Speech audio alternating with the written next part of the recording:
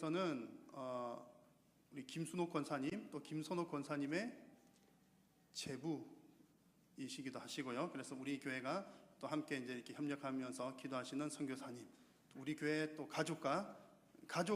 가족이신 선교사님, 그렇습니다. 이 시간 나오셔서 세례 요한이라는 제목으로 말씀 전하실 때의 은혜의 시간 되시기 바랍니다. 선교사님 나오실 때 우리가 할렐루야로 함께 환영하도록 하겠습니다. 선교사님 나오시겠습니다. 할렐루야.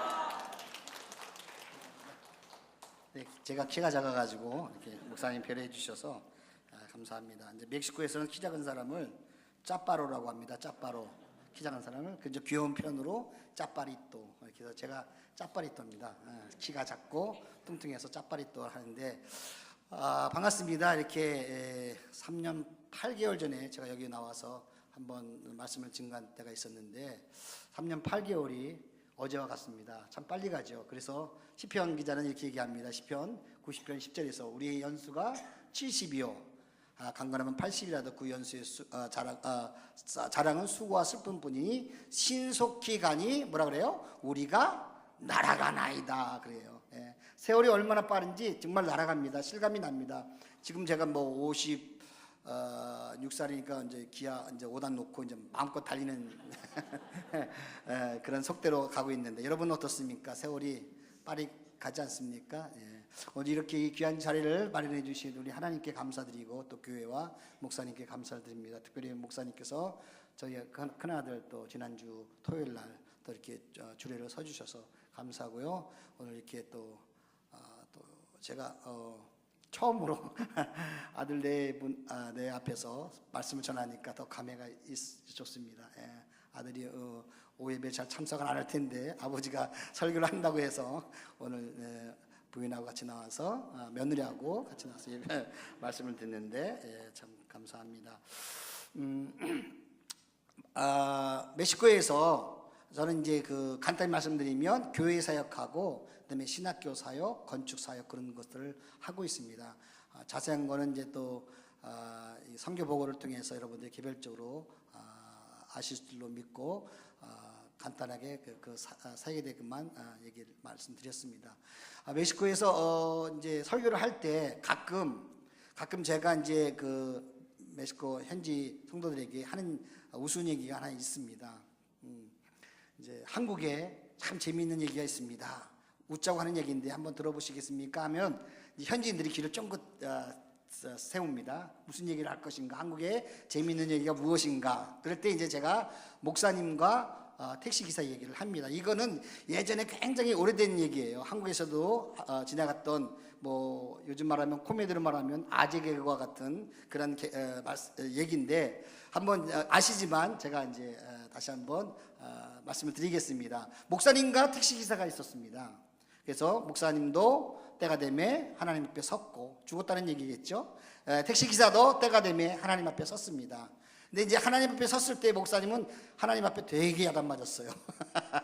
근데 반대로 택시기사는 굉장히 칭찬을 받았어요. 그래서 목사님이 하나님께 따져서 물었습니다. 하나님, 왜 저는 열심히 목회하고 하나님 나라 위해서 열심히 일했는데 저한테는 야단치시고 왜 저 택시기사한테는 이렇게 칭찬하십니까? 라고 따져서 물었습니다. 하나님이 말씀하셨습니다.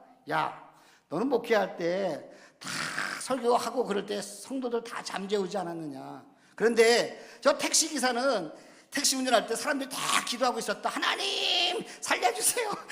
하나님 지켜주세요. 왜? 택시기사가 뭐예요? 총알 택시기사였으니까. 예. 그래서 너는 사람들에게 잠을 심어줬고 저 택시기사는 운전하는 동안에 사람들에게 기도를 하게끔 만들었다.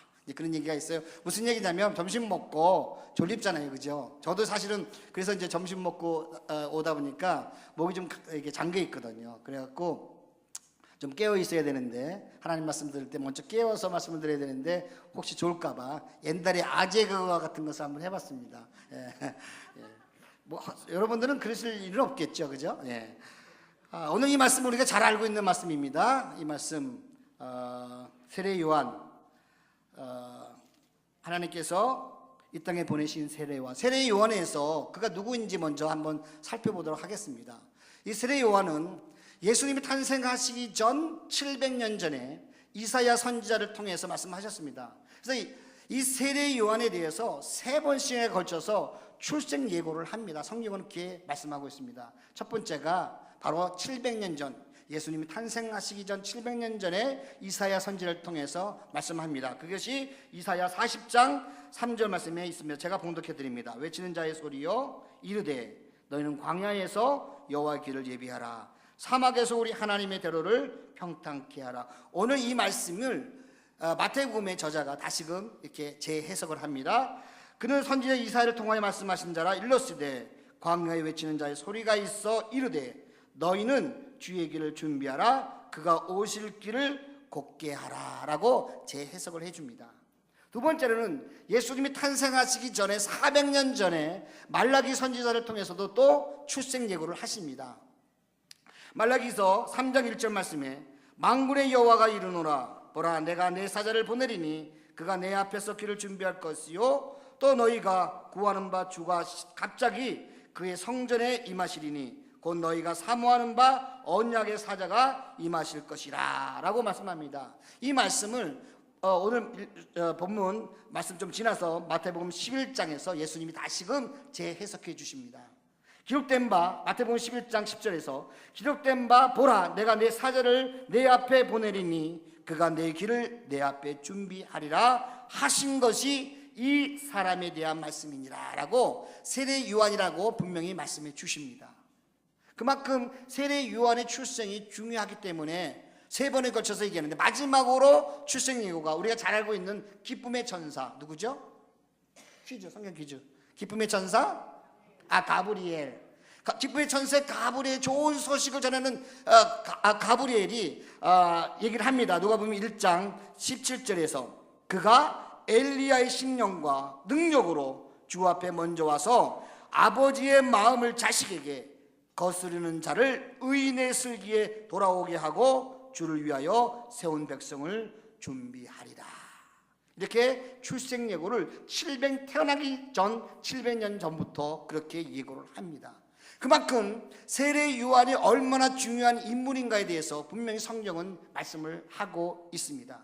한마디로 말하면 세례 요한의 출생의 그 목적은 당시 사람들의 완악한 마음을 깨뜨려서 그들의 마음을 예수님께로 향할 수 있게 하는 것이죠. 오늘 우리가 읽은 본문 말씀처럼 예수님의 길을 평탄케 하는 거예요. 골짜기는 메워지고 산은 깎여지고 한마디로 말하면 불도자로서 땅을 이렇게 개척하게 나가는 거죠. 험한 땅을 불도자로 밀어서 예수님이 평탄케 예수님의 사역을 할 수 있도록 준비해 놓았던 자가 바로 누구예요? 세례 요한이라는 거예요. 이것이 세례 요한 출생의 분명한 목적입니다. 그런데 성경은 이 세례 요한이 어떤 자인가를 또 설명해 줍니다. 그래서 간략하게 2가지를 말씀드리면 세례 요한은 참으로 겸손했던 자라는 거예요. 겸손했던 자. 출생의 목적은 예수님의 길을 평탄케 하는 거예요. 그러면서 살아가면서 예수님의 그 길을 평탄케 하면서 그가 받았던 그 이미지는 뭐냐면 겸손했다는 거예요. 겸손했다는 거. 오늘 본문 말씀에 보면 이 말씀이 있습니다. 본문 말씀에 5절 말씀에 이 말씀이 있습니다. 이때에 예루살렘과 온 유대와 요단강 사방에서 그에게 나와 자기들의 죄를 자복하고 요단강에서 그에게 세례를 받더니 예루살렘과 온 유대와 땅끝까지가 아니고 요단강에서 옵니다. 사람들이 와요. 그러니까 그만큼 유명한 사람이에요. 세례 요한이. 그만큼 인지도가 있죠. 그만큼 많은 사람들에게 존경을 받는 사람이에요. 그렇다면 이런 사람이 나타나야 될 증상은 뭐냐면 교만해질 수밖에 없는 거예요. 그럼에도 불구하고 이 세례 요한은 나는 예수님의 그 신은 그 신발의 끈 풀기도 감당치 못한다고 그렇게 고백을 한 자잖아요. 우리가 잘 알고 있죠. 그만큼 겸손한 자예요. 하나님은 늘 겸손한 자 쓰시기를 원하시는 거죠. 하나님 나라 위에서 사용되는 자들은 늘 겸손한 자들이에요. 한번 우리를 돌아볼까요? 우리 자신이 겸손하지 못하면 아마 우리는 하나님 앞에 쓰임받지 못하는 거거든요.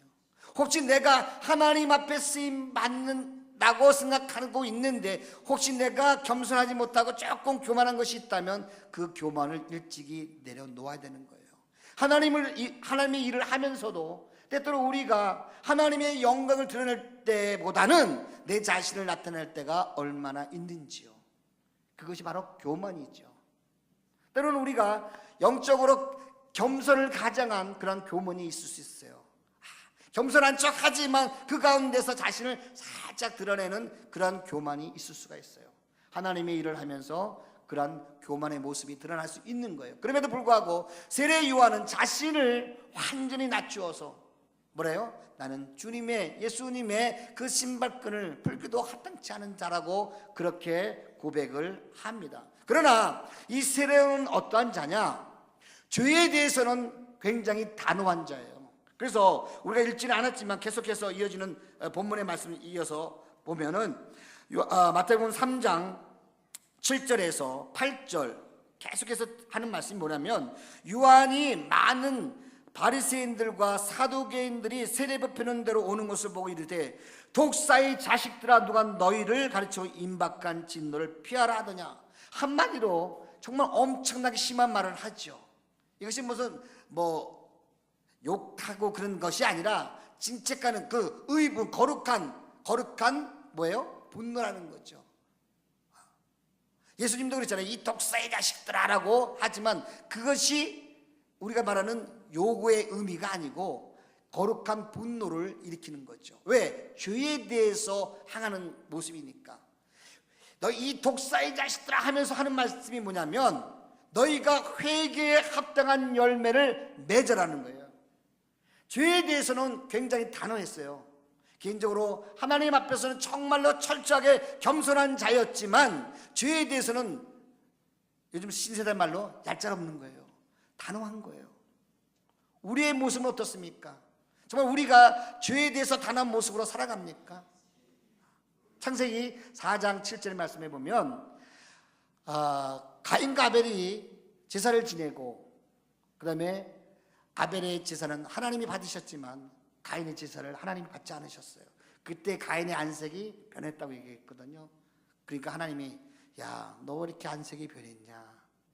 죄의 소원, 죄의 원함은 내게 있지만 너는 죄를 다스려라 라고 말씀합니다. 늘 우리 가운데 그 죄의 유혹이 얼마나 많이 있습니까? 그죠? 죄의 소원, 죄의 원함은 우리 가운데 얼마나 많이 있는지 몰라요. 그러나 하나님이 분명히 우리에게 말씀하시는 그 죄의 손은 내게 있지만 너는 죄를 뭐라 그래요? 다스려라 하는 거예요. 다스려라. 그 죄에 넘어가지 말고 그 죄를 다스리는 자가 되라고 하나님은 분명히 우리에게 말씀을 합니다. 하나님 앞에 겸손한 자는요, 죄에 대해서 굉장히 단호해야 돼요. 죄에 대해서 끊고 맺음이 분명해야 돼요.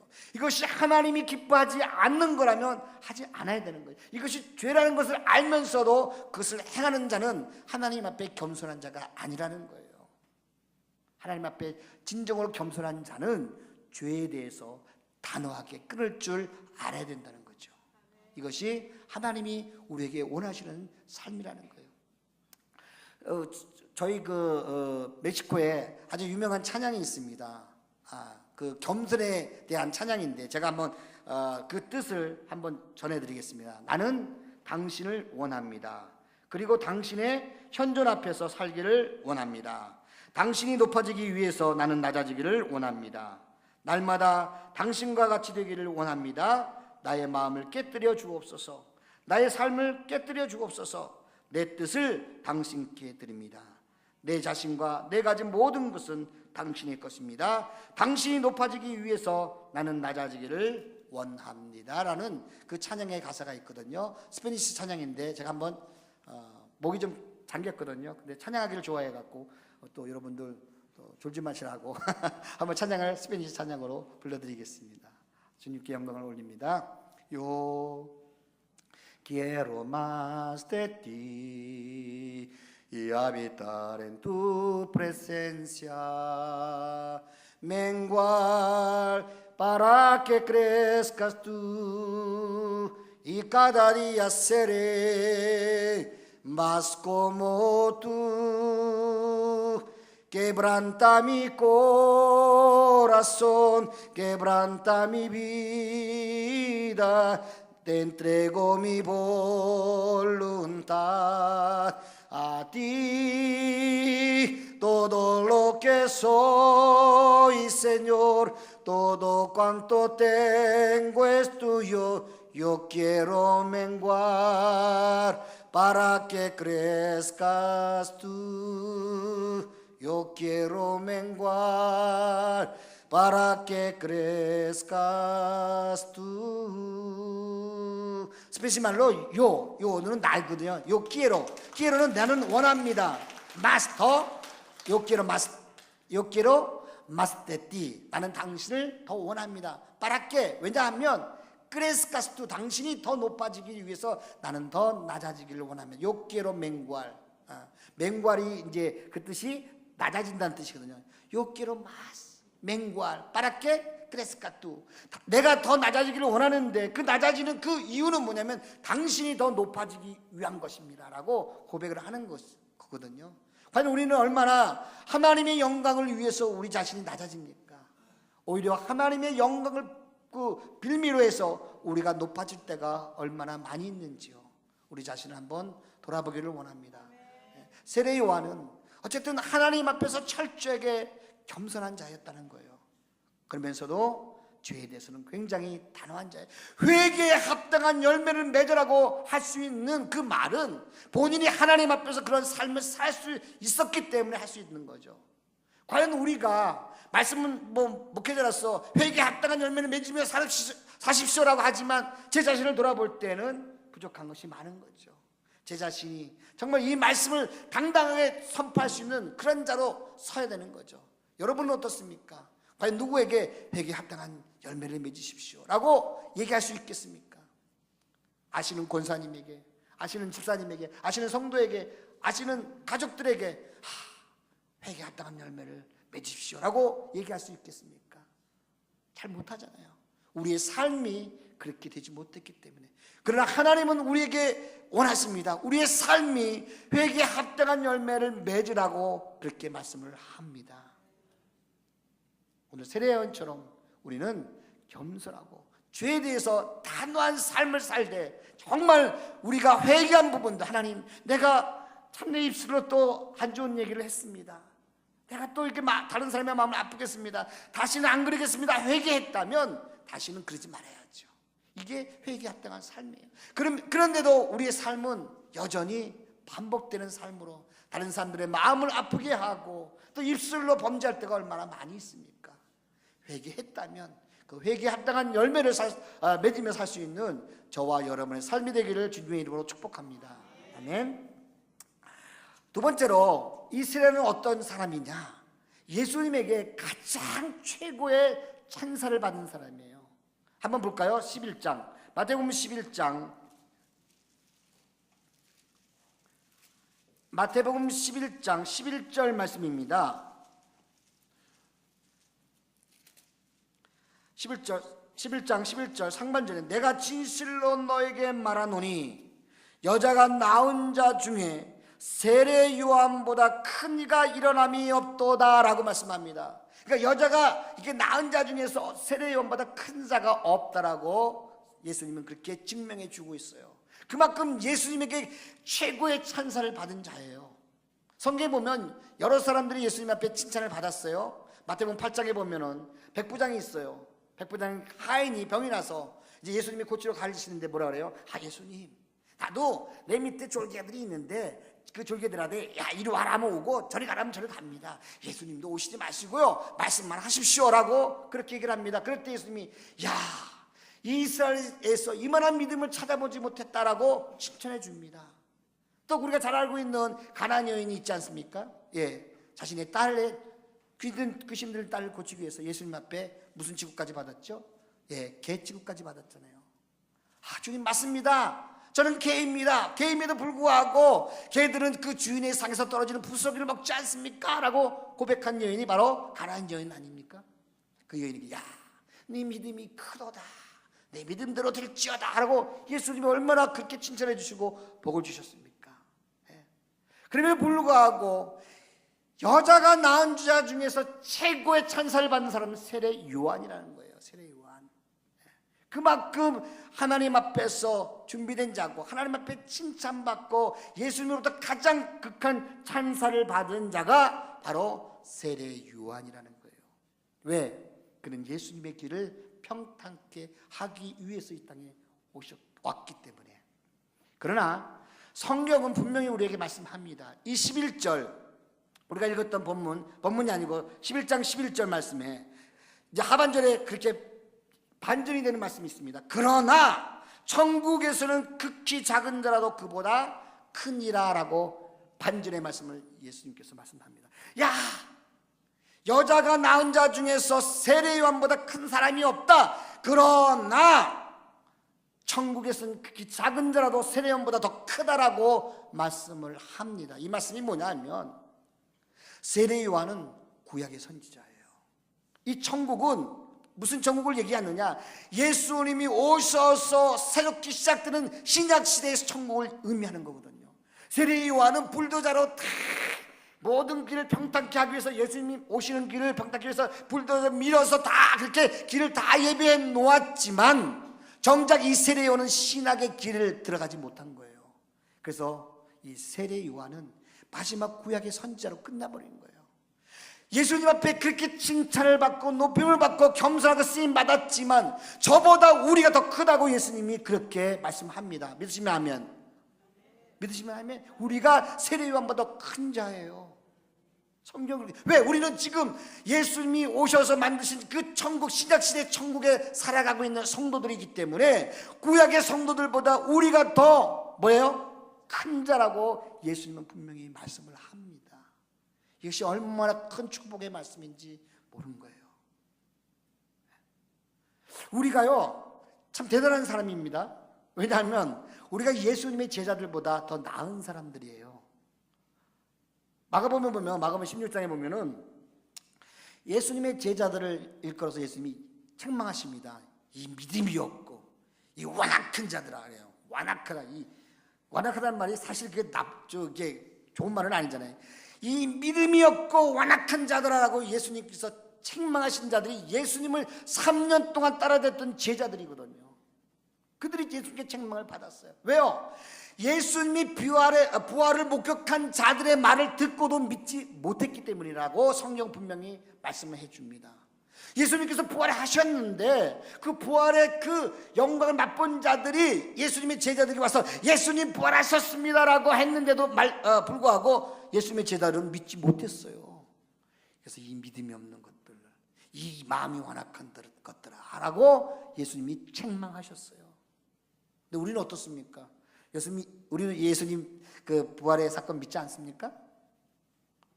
우리 믿죠. 아멘. 믿죠. 당연히 믿죠. 그 부활의 사건을 전해준 자가 누구예요? 바로 부활의 사건을 믿지 못했던 제자들을 통해서 전해져서 결국은 우리가 듣잖아요. 우리는 제자들보다 더 나은 자들이에요. 예수님의 제자들보다.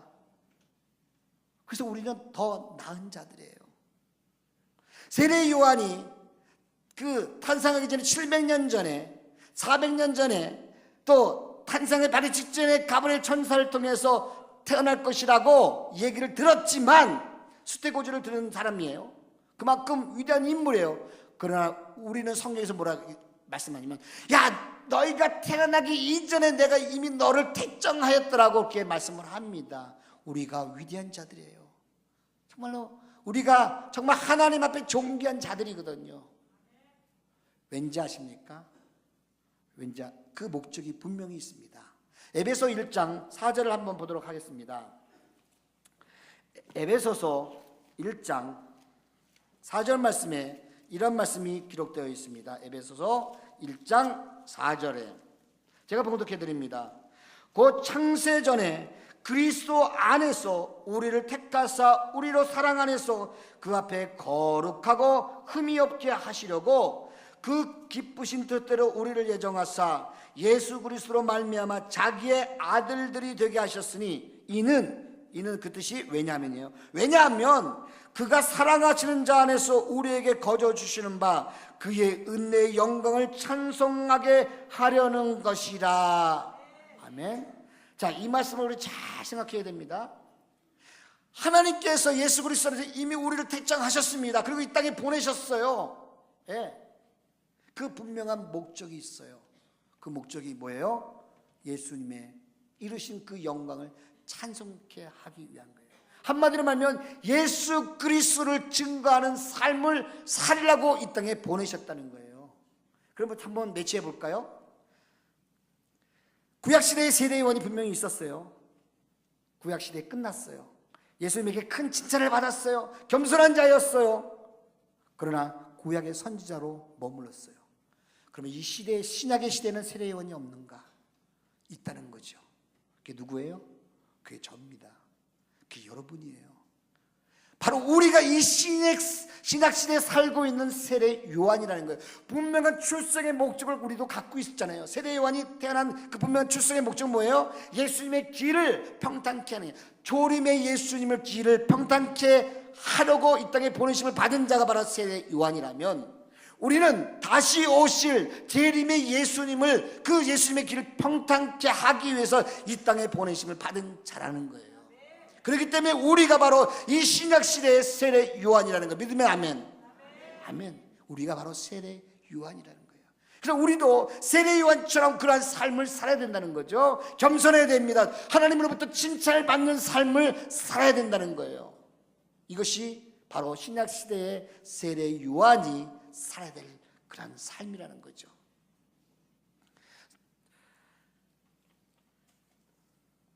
참 우리가 참 복된 사람들이에요. 너무 복된 사람입니다. 왜냐하면 우리는 이 신약시대에 예수님만 믿으면 구원받잖아요. 너무나 복된 삶을 살아가고 있는 저희들입니다. 그러나 그것으로 끝나는 것이 아니라 우리 삶의 분명한 목적을 가지고 살아야 된다는 거예요. 내 가정이 윤택해지고 내 자녀가 잘 되는 것, 그 하나님의 은혜예요. 마땅히 그렇게 살아야 되죠. 그렇게 하나님의 자녀로서 그런 복을 누리고 살아야 되죠. 그러나 그것은 하나님이 원하시는 일차적인 복이 아니라는 거죠. 일차적인 우리의 삶의 목적이 아니라는 거죠. 그런 것을 통해서 뭐래요? 우리가 다시 오실 예수님 그 길을 예비하라는 것이 바로 하나님께서 우리에게 원하시는 일차적인 우리 삶의 목적이라는 거예요. 내 자녀가 잘 됐습니까? 하나님께 감사하면서 그것을 통해서 다시 오실 예수님을 맞이할 수 있는 그 도구로 쓸 수 있어야 되는 거예요. 내 사업이 잘 된다면, 내가 건강하다면 그 모든 것을 통해서 뭐예요? 다시 오실 예수님, 재림의 예수님을 맞을 준비, 그 다시 오실 예수님을 그 예수님의 길을 평탄케 해야 될 그 일들을 우리가 해야 된다는 거예요. 그것이 바로 우리가 신약시대에 살아가고 있는 세례 요한이라는 겁니다. 한번 따라해 보실까요? 나는 세례 요한이다. 나는 신약의 세례 요한이다. 그런 삶을 살기를 원하십니까? 하나님 앞에 겸손하십시오. 하나님 앞에 정말 겸손하십시오. 다른 사람들의 마음을 아프게 하거나 또 하나님이 원치 않는 그런 삶을 살지 마십시오. 힘들어도 어려워도 참고 하나님께 맡기고 나아가시고 또 하나님 앞에 철저하게 겸손한 삶을 사시길 바랍니다. 그러나 죄에 대해서는 단호한 삶을 사시길 바랍니다. 죄의 소원은 우리 가운데 있지만 우리는 죄를 다스리는 그 힘을 가져야 됩니다. 얼마나 죄가 많습니까? 우리 주변에 우리를 유혹하는 죄들이 많이 있잖아요. 그 죄를 다스릴 수 있는 우리의 삶이 되기를 원합니다. 또 마지막 날에 주님 오셔서 야 잘했다 하고 칭찬, 극찬을 받을 수 있는 우리의 삶이 되기를 소망합니다. 우리가 세례 요한이라는 것을 잊지 말고 분명한 삶의 목적을 가지고 그렇게 살아갈 수 있는 저와 여러분의 삶이 되기를 주님의 이름으로 축복합니다. 기도합니다. 하나님, 부족한 종의 말씀을 증거했습니다. 구약시대에 세례 요한이 있었다면 이 신약시대에 제가 바로 하나님의 그 세례 요한인 것을 고백합니다. 하나님, 정말 세례 요한처럼 겸손한 삶을 살아갈 수 있는 우리의 삶이 되기를 원합니다. 그러나 죄에 대해서는 단호하게 그렇게 끊을 수 있는 그런 우리의 삶이 되기를 원합니다. 하나님 앞에 언젠가 섰을 때 잘했다고 칭찬받을 수 있는 그런 우리의 삶이 되기를 소망합니다. 우리가 하나님께서 이 땅에 보내주신 신약시대의 세례요한인 것을 알고 다시 오실 예수님의 길을 평탄케 하는 삶을 온전히 살아드릴 수 있는 우리의 삶이 될 수 있도록 축복하여 주옵소서. 감사하며 예수님 존귀하신 이름으로 기도드립니다. 아멘. 네, 주신 말씀에 은혜 많이 받으신 줄로 믿습니다. 176장 찬송하겠습니다. 176장입니다.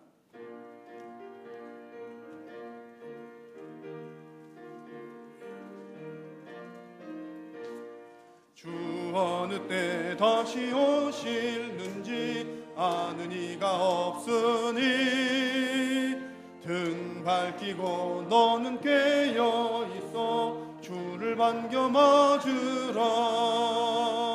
주 안에서 우리 몸과 마음이 깨끗하게 되어서 주 예수님 다시 오실 때에 모두 기쁨으로 맞으라. 주 오늘에 다시 오신다면 잘하였다 주님 칭찬하며 우리 맞아 주실까. 주 안에서 우리 몸과 마음이 깨끗하게 되어서 주 예수님 다시 오실 때에 모두 기쁨으로 맞으라. 주 예수님 맡겨주신 일에 모두 충성 다했나. 늘 맘속에 확신 넘칠 때에 영원한 식 얻겠네. 주 안에서 우리 몸과 마음이 깨끗하게 되어서 주 예수님 다시 오실 때에 모두 기쁨으로 맞으라. 주 예수님 언제 오실는지 한밤에나 낮에나 늘 깨어서 주님 맞는 성도 주의 영광 보겠네. 주 안에서 우리 몸과 마음이 깨끗하게 되어서 주 예수님 다시 오실 때에 모두 기쁨으로 맞으라. 아멘. 제가 이렇게 말씀을 듣고 여러분들을 뵈니까 요한씨들이 가득 앉아 있는 것 같습니다. 우리 교회는 요한씨들로 가득 앉아 있습니다. 오늘 은혜의 말씀 전해주신 우리 안기관 목사님께 감사드리고 우리 하나님께서 영광 받으신 줄로 믿습니다. 혹시 추석 가정예배 순서지 필요하신 분들은 3층이나 1층에서 받으실 수가 있고요. 혹시 없으면 또 1층에 문의하시면 저희들 잘 준비를 해서 드리겠습니다.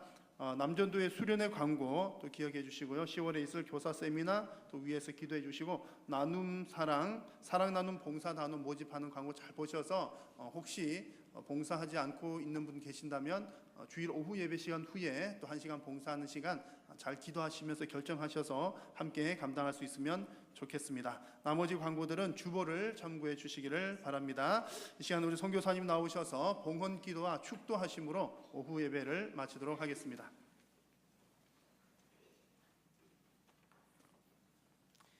하나님, 예배하면서 귀한 예물을 하나님 앞에 올려드립니다. 이 예물을 하나님 기뻐 받아 주옵소서. 이 예물이 쓰이는 곳에 먼저 하나님의 영광이 크게 드러날 수 있는 귀한 예물이 되게 하여 주옵소서. 이 땅을 살아가면서 물질이 필요합니다. 하나님, 물질로 복을 허락해 주셔서 하나님 앞에 부유한 자들 되게 하시고 또 많은 사람들을 이롭게 하며 또 가정이 윤택한 삶을 살 수 있도록 하나님이여 축복하여 주옵소서. 또 건강도 필요합니다. 건강을 통해서 하나님 앞에 크게 영광 돌릴 수 있는 귀한 하나님의 자녀들 될 수 있도록 물질로 건강으로 축복하여 주옵소서. 이제는 우리 인생의 길과 진리와 생명이 되시는 우리 구주 예수 그리스도의 은혜와 그 사랑하는 아들까지도 아낌없이 이 땅에 보내신 하나님 아버지의 무한하신 사랑과 오늘도 내주하셔서 역사하시는 성령 하나님의 감동 충만하심이 오늘 말씀을 듣고 우리 모두가 이 신약세에 살아가는 세례 요한인 것을 깨닫고 그렇게 살기로 다짐하는 주님의 사랑하는 백성들 머리 위에와 주님의 몸된 교회 위에 이제로부터 영원토록 함께 있을지어다. 아멘.